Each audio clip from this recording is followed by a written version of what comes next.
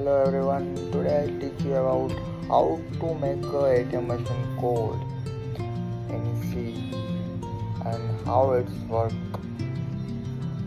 Okay, so I'll teach you about ATM machine code. So let's do that. So this is my code and how it's work. I'll show you just a minute.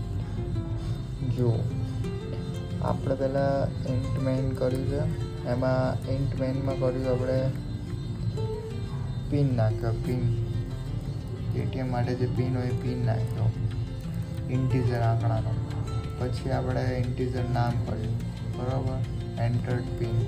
પછી ફ્લોટમાં કર્યું balance. Float એટલે શું હોય કે data type છે કે જેમાં પોઈન્ટવાળી value આવે.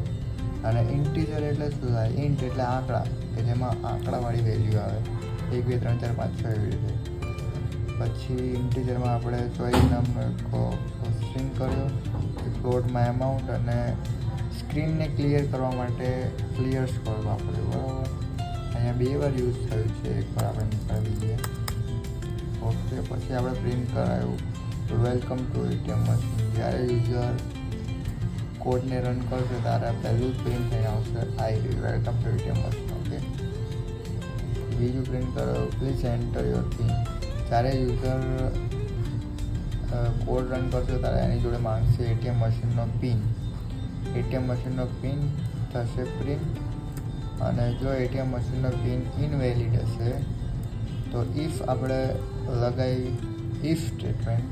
જો એટીએમ મશીનનો કોડ ઇનવેલિડ હોય તો એમને એક મેસેજ થ્રો થશે, ઇનકરેક્ટ પિન એક્સેસ ડિનાઇડ.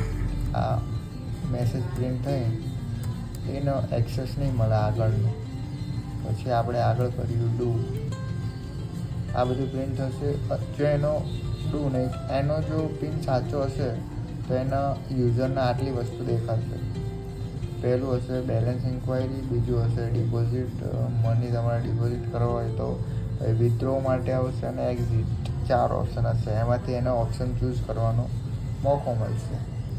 પછી એમાંથી એ ઓપ્શન ચૂઝ કરશે. પછી આવી સ્વિચ સ્ટેટમેન્ટ, બરાબર. એમાં ચોઈસ 1. જો યુઝર એક નંબર ચૂઝ કરશે તો એને પહેલાં પ્રિન્ટ થશે યોર કરંટ બેલેન્સ, કે એનું જે કરંટ બેલેન્સ હશે. તો બાય ડિફોલ્ટ તમે કંઈ બી ખાતું ખોલાવવા જાઓ તો 1000 તો એન્ટર કરવા જ પડે, બરાબર.